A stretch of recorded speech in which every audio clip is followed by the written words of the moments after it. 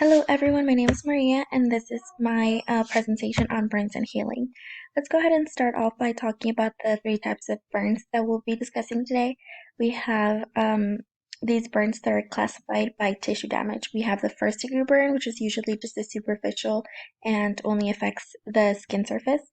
We have a second degree. This is a burn that affects the outermost and the second layer. And we have the third degree, which is a burn that has killed the skin all the way into the fatty tissue.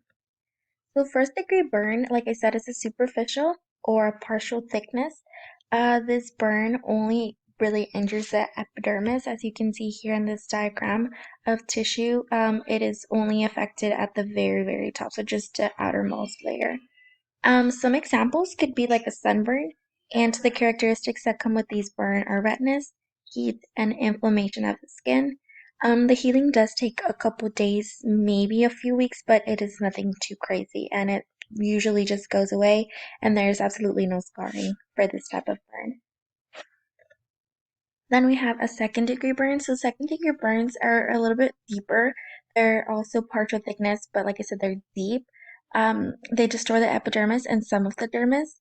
As you can see here in our little diagram, they do affect the top layer, which would be the outermost, and then some of the dermis, not too deep in, but it does affect a part of it. Some burns could include like burns from hot liquids.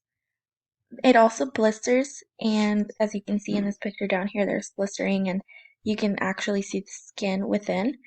The healing does vary with the severity of the burn and the stem cell survival. Also, stem cells in hair follicles and glands can help regenerate the skin.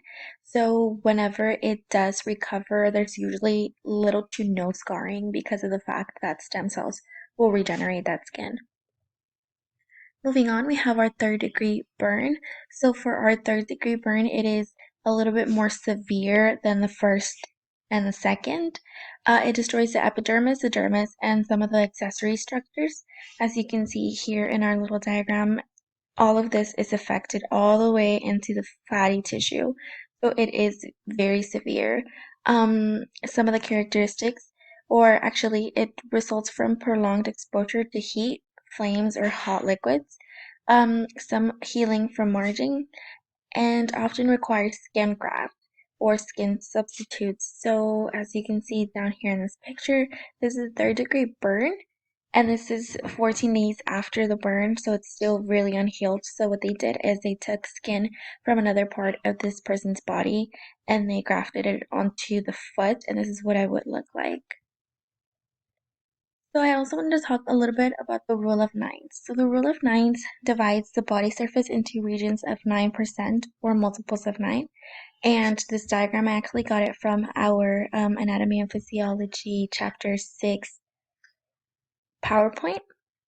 As you can see, it does label all of the different parts of the body that will be included in the rule of nines.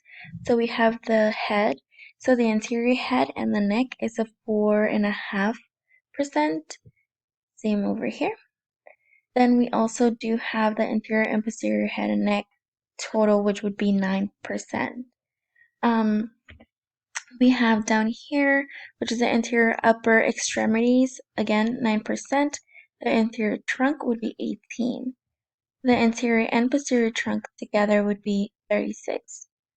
Down here we have the anterior lower extremities, which would be 18. It's 9 per leg. And the anterior and the posterior, which would be 36, and the whole body would be the 100%. So the rule of nines is actually used as a calculation to determine fluid replacement. So when a person gets burnt, they get severely dehydrated and they need to be on liquids. Usually it's IV. And the rule of nines just makes it a little bit easier for doctors to be able to calculate how much fluid replacement that person should be on. And it also helps determine how serious an injury is.